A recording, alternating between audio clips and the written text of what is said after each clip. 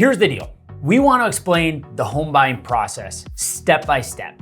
And much like planning a road trip, the more prepared you are, the higher probability things are just going to go much smoother. I mean, think about it. You got to prepare for a long road trip. You're going to get the oil changed in the car. You're going to make sure the fluids are topped off, air's in the tires, gas tank is filled. You're going to make sure that you've put in to the GPS the address to where you're going. You're going to plan for the trip and make sure that it's a successful trip. The home buying process is just like that.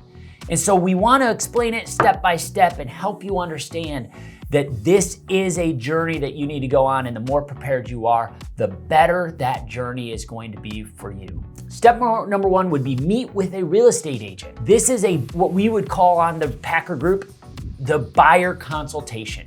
The buyer consultation is a free meeting with no obligations to hire the real estate agent that you're meeting with, to just learn about the process of buying the home, the pitfalls, the things you need to be looking out for, and the best way to walk you through so that you have a successful, less stress of a journey to get to that destination of home ownership. So once you meet with that agent, maybe it takes 30 minutes to an hour to go over your questions, to walk through the process, and to learn what is it that you're looking for in a home.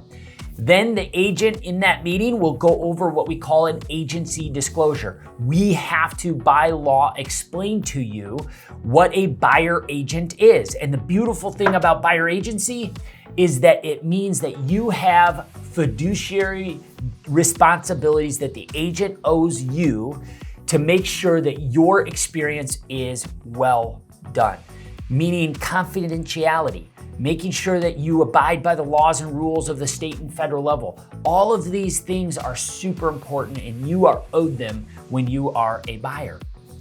The third step of the process is meeting with a mortgage lender. This is the most important person you will hire in the real estate process. Not everybody needs a mortgage lender. You might be a cash buyer, and if you're a cash buyer, great. Some of these steps to home ownership will not apply. But assuming you need to get a mortgage, the most important person you hire is that mortgage lender. Why is this so important to get them started in the process early? Well, two main reasons. One, we need to know what your budget is so that we can help put you in front of the right houses that are going to meet your want list, your need list, and make sure that it fits within your budget. The worst thing possible is for us to go find you a beautiful home that you can't afford.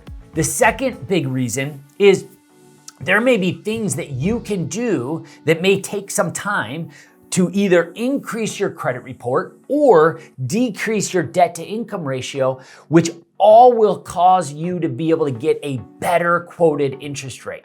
Because here's the reality. Interest rates are lower, the better your credit score is.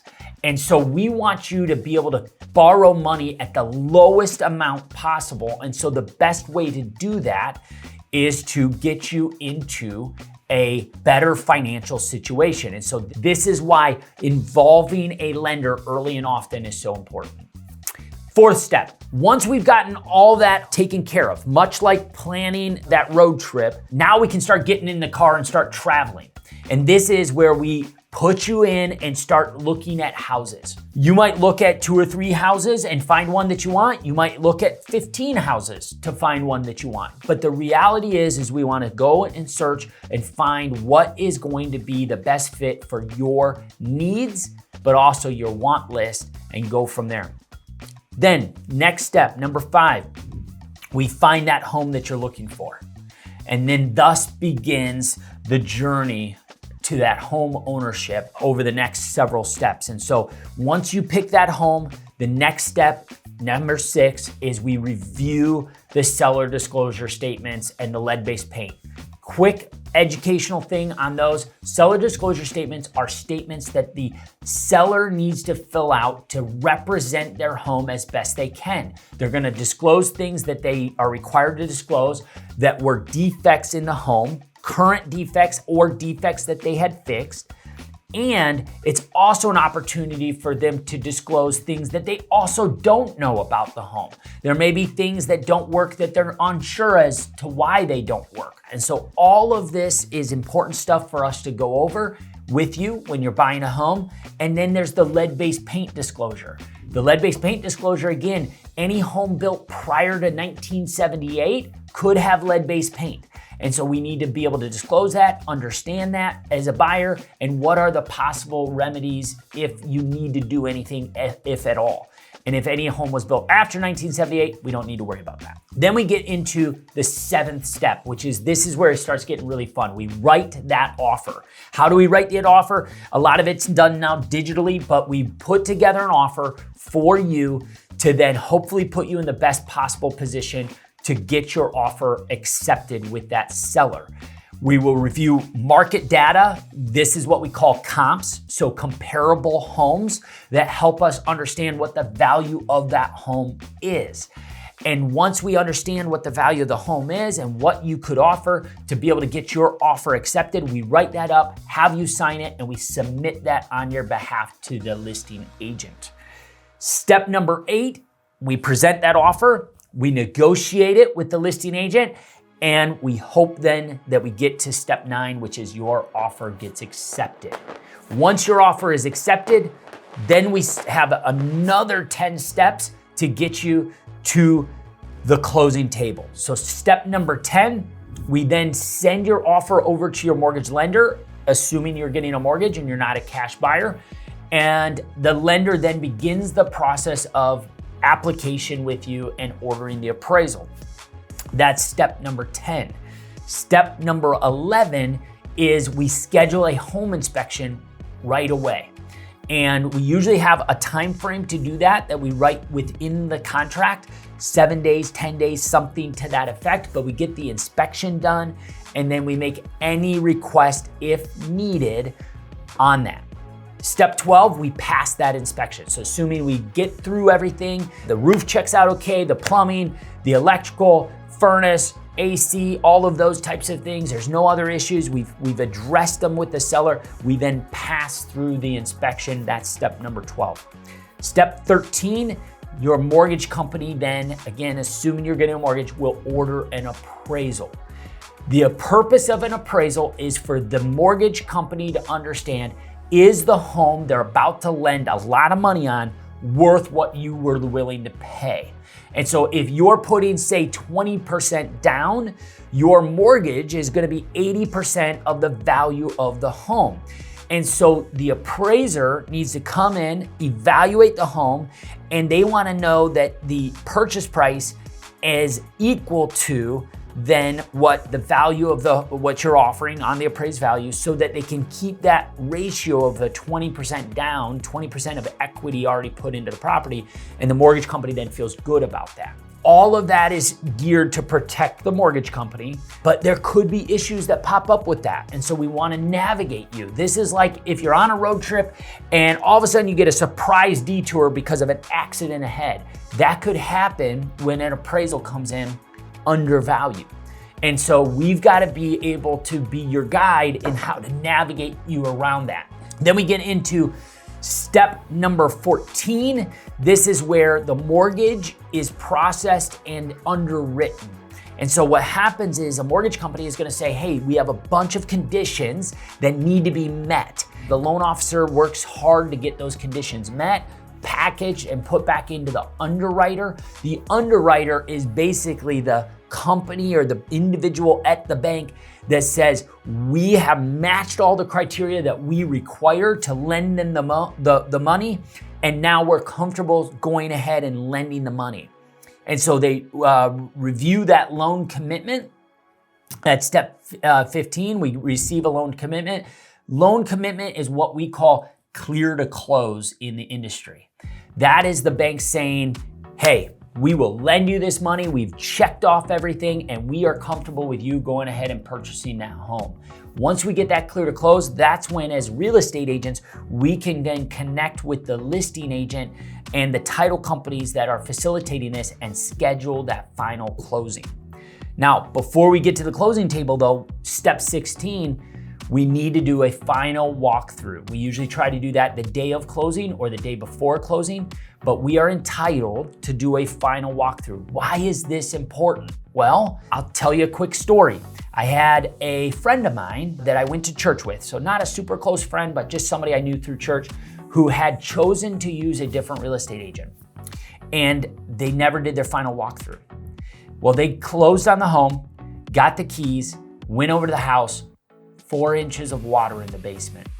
The sub pump had stopped working the week prior, and over a week's worth of time and rainfall that came in, it filled the basement full of water. And they called me asking what they can do because they knew that I've dealt with these issues before, and they were so upset that they did not use the Packer Group to help them buy because we would have never allowed something like that to happen. We've got to do that final walkthrough. Final walkthrough 24 to 48 hours prior to closing on the house, super important. It's to ensure that the house is in the same condition, minus normal wear and tear, of when you walked through it at the showing, at the inspection, and then now just before closing.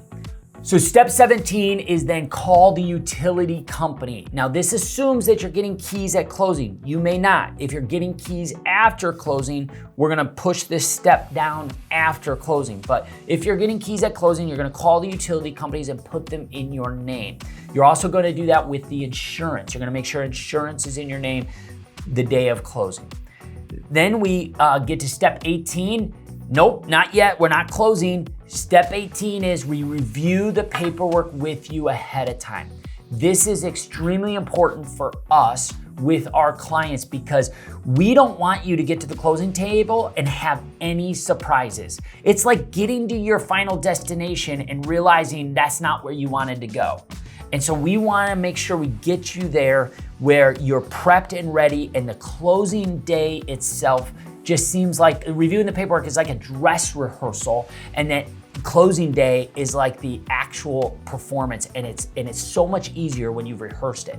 And so we'll go over all of the closing documents with you the day before closing, so that if there's any questions, we address them at that time. If there's anything that is wrong on the paperwork, we can adjust that, and we have plenty of time, and it's not gonna cause stress and anxiety. And so everything we do is try to make sure that we review that paperwork a day or two before closing. Then step 19, we close on the home. And nowadays, we just show up at the office, either our office, title company office, maybe the listing agent's office. We go through the closing package, you sign everything. The seller's doing the same thing. They may be with us, they may be at a different location, but everything then gets put together, and that day it closes. And if you get the keys that day, awesome. You've now the new owner of a home. In the market that we're in currently, and obviously it changes with every market, but you may not get the keys right away. Maybe we had to negotiate in where the seller had 30 days or 60 days to continue to live in the house after closing because they needed to go buy a home, or they needed something because of their move overseas, whatever. And so all that to be said, the final step, step 20, is you get the keys and you move in. And that could be the day of closing, or it could be at a later date. But either way, that would be well negotiated and well talked about all the way back when we are in step 1, when we meet with you and walk you through what to expect in the buyer consultation. And we go over all of this so you are not surprised, because our goal is we want to make sure that this is a road trip to remember, a road trip that you enjoyed, a road trip that wasn't chaotic, a road trip to homeownership that wasn't plagued with detours and construction and issues along the way. We want this to be something where you get onto the Autobahn and you're cruising at 120 miles per hour and you're getting to your destination, no questions, no issues, and things going as well as you can. That is important for us at the Packer Group. And so when you hire us, you hire a team of really good professionals that are gonna take our time walking you through this journey so that you know that you are well taken care of And more than anything, it is an opportunity for us to take and eliminate as much stress from the situation as possible. So keep in mind, when you hire the Packer Group, we want to make sure that we are the GPS that says, welcome to your destination, welcome home.